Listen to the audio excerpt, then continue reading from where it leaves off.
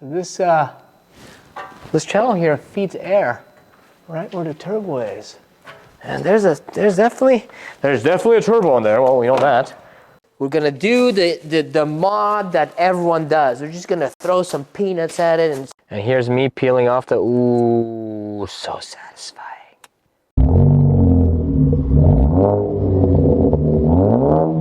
Hello and welcome. Welcome to a place that you've all become familiar with. Welcome to a place that we show you things that are interesting, captivating, enjoyable, and fun. Welcome to Stratified, and welcome to another blue car. Now, this here is a VB WRX. I'm sure all of you have recognized it. The headlights, the plastics. This is not an OEM grille. This is actually a car from a friend of ours that we will be doing a little bit of work on. And most importantly, we're going to show you guys what kind of gains and what kind of expectations you can have from tuning these cars. Now, this is not a brand new chassis. It's been around since 2022, and Cobb supports it. So of course we have a Cobb axle support here, ready to go onto this vehicle. But because you're probably interested in Subarus, that you're watching this, you know that the 2.4 liter in this car is a great performing engine. So Subaru has done a bunch of technical updates to the engine, going from the FA220 to the FA24, and they've really allowed this car to have a very potent engine, and they've allowed it to be very tunable. So that's exactly what we're going to be exploring. However, before we strap it down to the dyno and do a lot of nitty-gritty, I'm gonna put this car up in the air, and we're gonna have a look underneath it, see how different or similar it is to a VA chassis. We're gonna take it for a quick drive while it's still on stock tune. We're gonna see how that feels, because guys, it's always good to have a frame of reference. We're gonna slap it on the dyno, and then have some real fun. This is going to look instantly familiar to you, because it's very similar. I'm just about to take this off to have a look at what the turbo looks like, but I can get the view of the header right here. The oil pan, it looks very similar. The downpipe again follows a very similar routing with two catalytic converters. You got one primary up front, a second one here. This is the WRX transmission. It's definitely not the STI transmission. I know people are already swapping the STI transmission into these cars, because this is going to be your weak point, the split case WRX transmission that we broke on our own VA and swapped out for an STI. The STI does bolt onto this car, which is good if you want to spend the time and effort to make a much more durable driveline, or add a much more durable driveline to this car. The rest of it looks very similar. I mean, if I didn't know that this is a VB, I'd think I'm underneath a VA, honestly. The suspension geometries are, just to a naked eye, very similar, with the double wishbone here, the upper control arm, these arm, the toe links. This control arm is very similar. The way the shocks are attached here. I believe that the attachment of the sway bar is actually slightly different. The diff is the R160. Very easy to recognize the R160. It's got more thinning on it. It's got more ribs and more thinning on it, but this is definitely an R160 diff. But the R180 from the STIs does bolt onto this cradle, because, well, guess what? The cradle is the same as the VA chassis. This car also has they call it an axle back.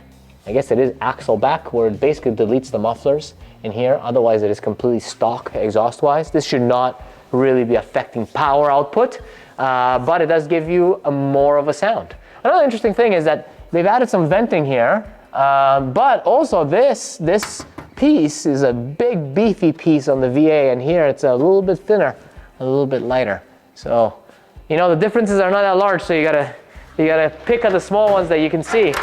Of course, you don't need to take this off to do your oil change, because you have access to the drain plug right there, and then you have you have access to the oil filter right at the very top. You'd only be taking this off to be revealing what's underneath here and having a look at the turbo. So I don't blame this car for having these difficult to remove, but you can see the amount of water that they just hold in there. Not ideal for corrosion. So this channel here feeds air right where the turbo is. And there's definitely a turbo in there. Well, we know that. This looks like a sizable unit here. It's gonna be a bigger unit than what the VA car or the 2-liter had. The intake, we're actually gonna be doing a little bit of an intake on this car. You will also notice that the wastegate is now electronic. So there's your wastegate actuator that is electronically driven. Those familiar with the Mark 7 Volkswagens will know that they're also electronically driven. So Subaru has definitely made some changes to this. So now that we've had a look at the belly of the beast here, you can tell that the motor is definitely different. Some of the little bits and pieces are different. This piece adds more rigidity. This was kind of open on the old car. It's too bad that they don't have the STI drivetrain attached to this car, because that is a much stouter drivetrain, and now it's left to the aftermarket if you want to have that put in. And it sounds like this guy is a very potent engine, probably one of the best engines that they've had in terms of potency and tunability. So can't wait to get this on the dyno and see what we can squeeze out of it and what it does stock. But word on the street is that the GR Corolla had to sit on top of the food chain, and there was just no room for an STI, at least for now.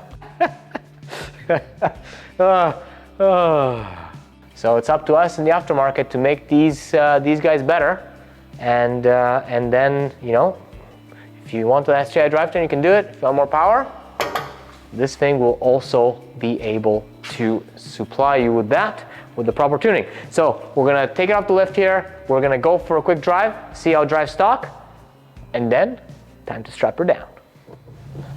On embarking on our first journey in a VB WRX.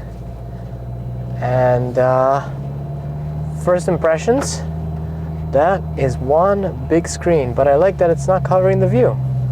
Anyway, I'm not gonna really be focusing on the infotainment, because that's not really my area of interest or expertise. The seats are quite wide. The material holds you in place, but the bolstering is not super duper there. Otherwise, this feels so familiar, you know? Subaru hasn't really strayed from the formula here a lot. Instantly, the way the steering wheel falls in your hands, where you're sitting, yeah, there's some design differences here and there, but it feels very much VA-ish Subaru, an evolution rather than a revolution. The brakes feel similar. Oh yeah, there's some torque vectoring there that Subaru has done. I definitely felt the car apply the brakes and try to rotate around the corner. The rev limiter is actually surprisingly low.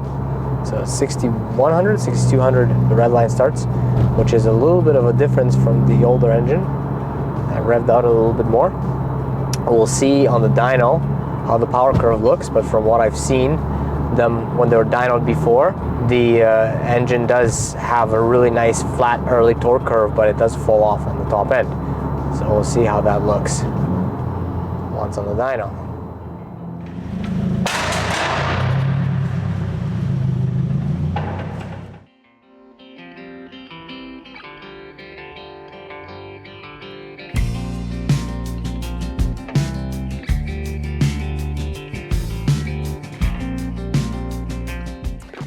All right, now the VB is on the dyno. And once again, big shout out to Sky for making this car available for us to tune. And we're gonna see what she thinks of the tune once we have it all dialed in. But for now, this is your gateway here to extracting a lot more power from your VB. A lot of you are familiar with this. It's a Cobb access port box. We have these, we sell these with tunes.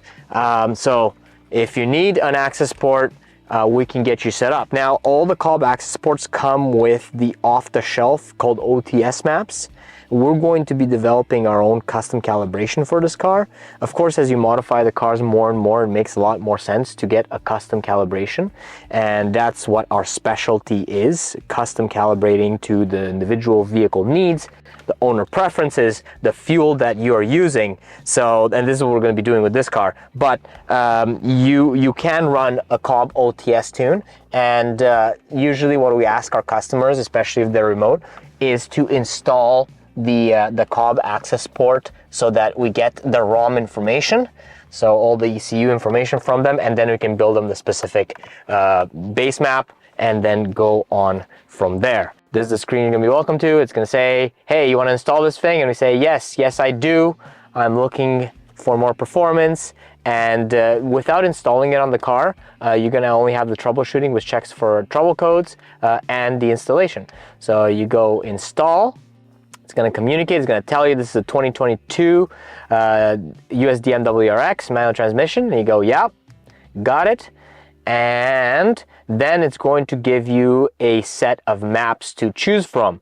So you can see here it's got a stage 0, which is a stock calibration, stage 191, stage 193, and then a couple of economy and stage 2 tunes. So these are all cob tunes that you see on here. Once we send you a calibration, if you're remote to us, you're going to see the stratified tune once you load it from your PC onto the access port, and you can flash that. But we're going to start with a stage 0 because we want to baseline the car in stock tune form.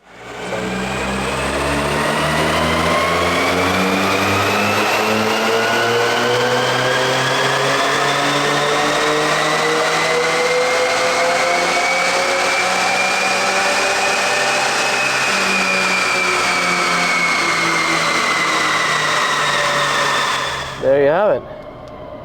And they log off.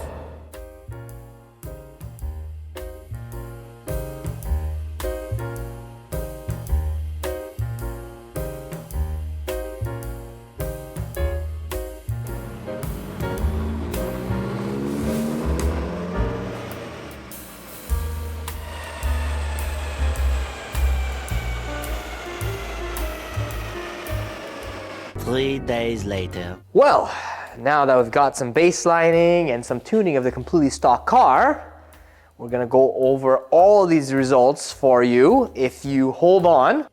What we wanted to do is we wanted to do one of the modifications that are very common with these cars. And as you can see here, we've got a completely stock VB 2.4 FA motor.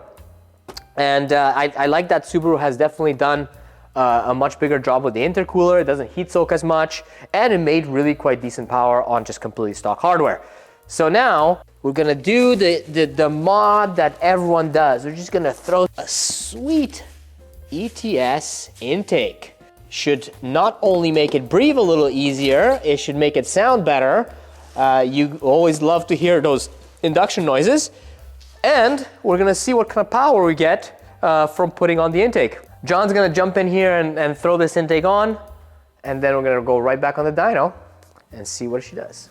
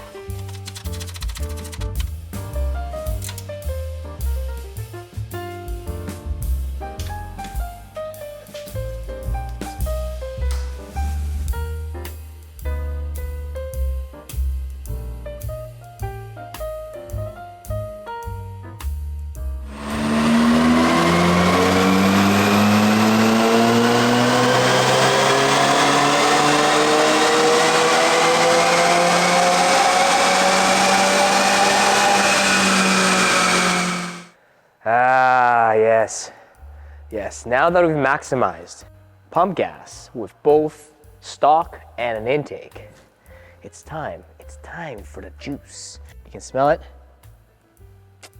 Well, one of the best ways to extract more power from any car, but especially turbocharged cars, is to increase the octane of the fuel that you're running.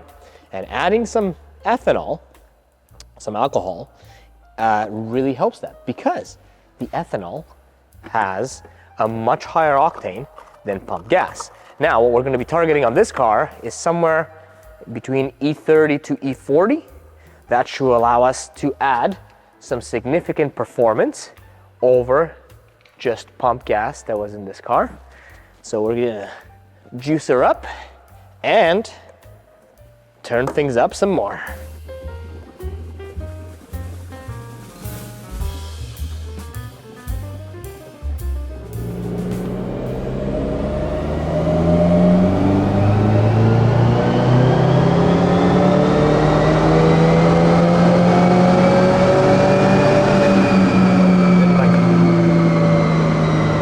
Got a lot of unpacking to do here on what to expect from this VB engine and what can be done via tuning.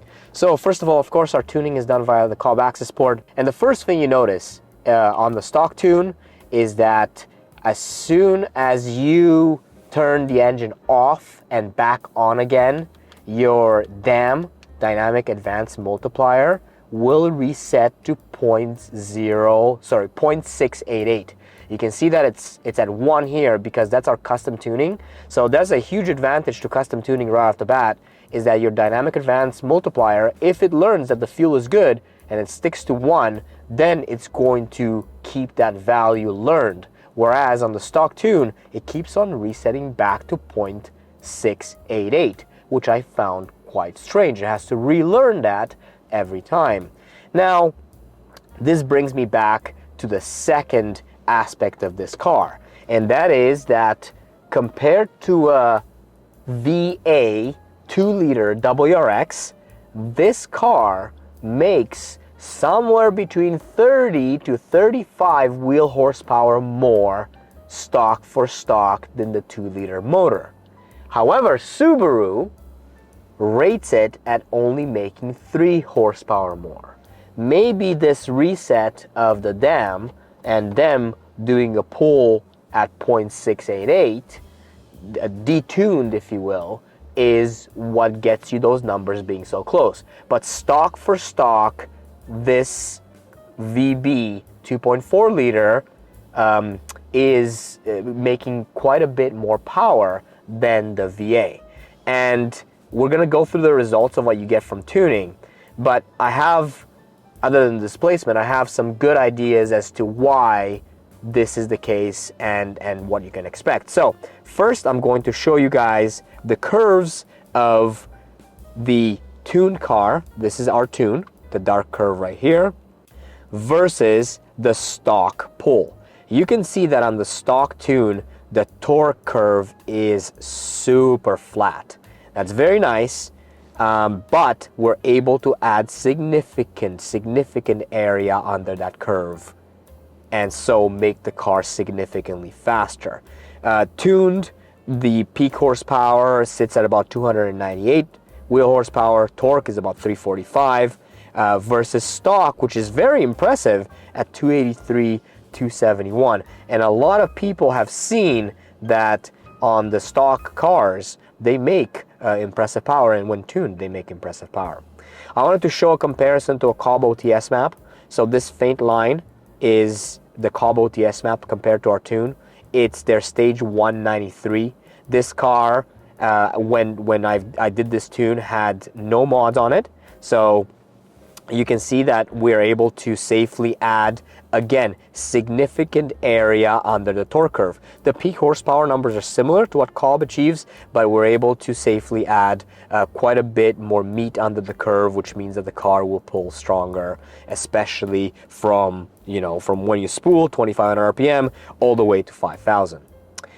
Now, the next thing we did is we installed an intake. So when people install intakes, they're like, wow, you make all that additional power, but you have to be careful, because when you install an intake, you have to scale your mass airflow calibration correctly, or you're going to skew how the car operates. So if you're installing a larger pipe, you're going to tell the car that it's actually running less airflow than it actually is, and therefore it's going to run more timing, it's going to run leaner, and it could make more power if your fuel quality is there, or what happens in a lot of the cases, it knocks and just the engine is unhappy. So here is the chart of what the car, we're able to dial in on the car with the ETS intake installed and properly calibrated for the additional sizing of the MAF.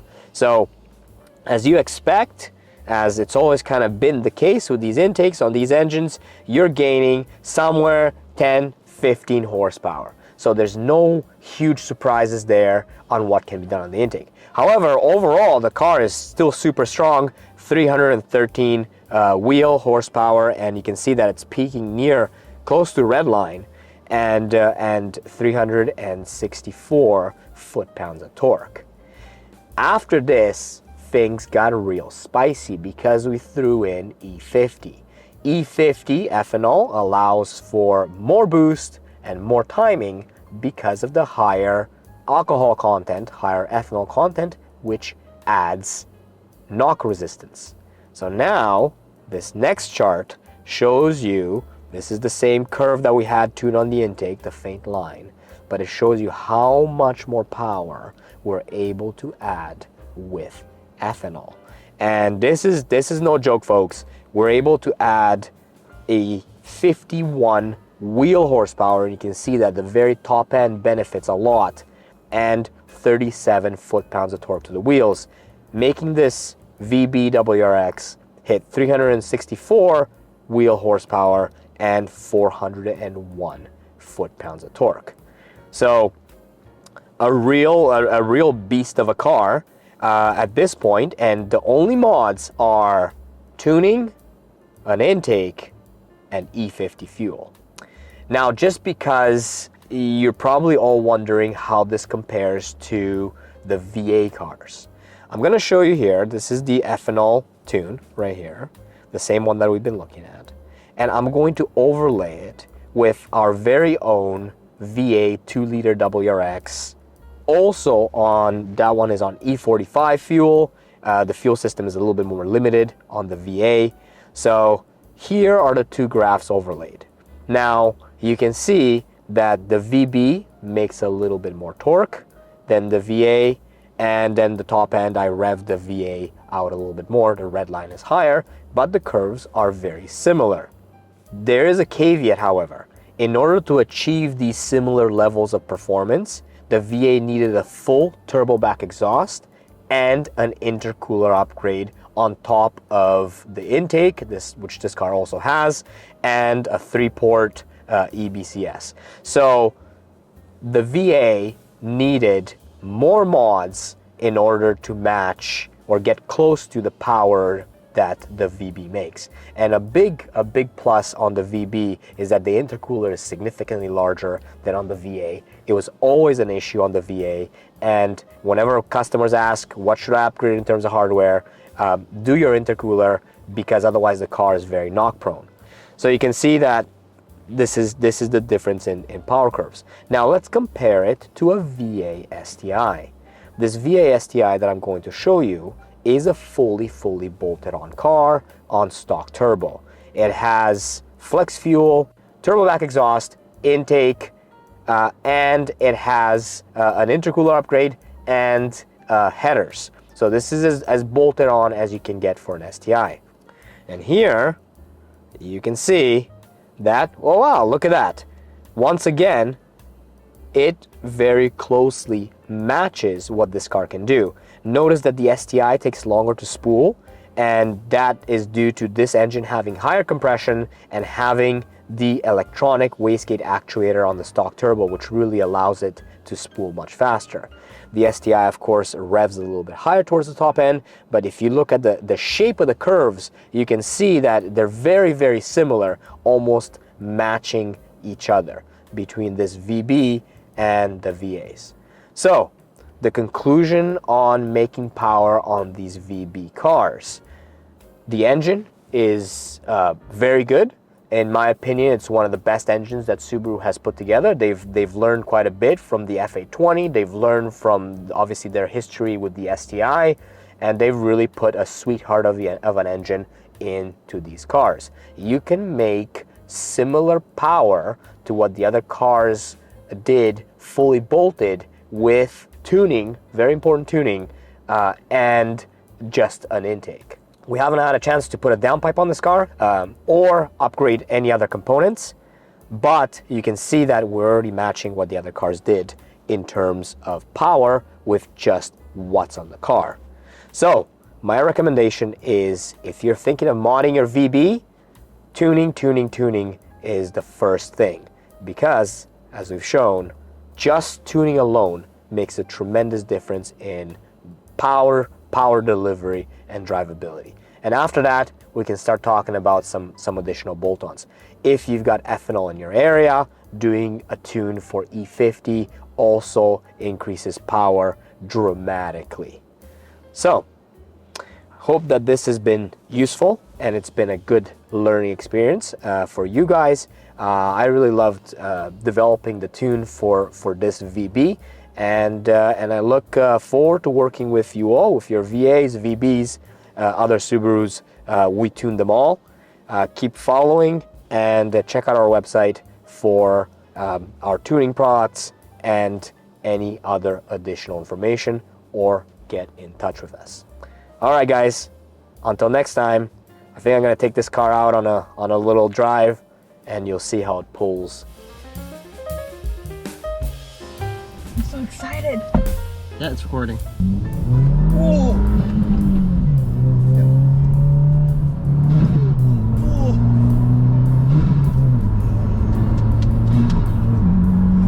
I'm speechless. Okay, I'll go slow.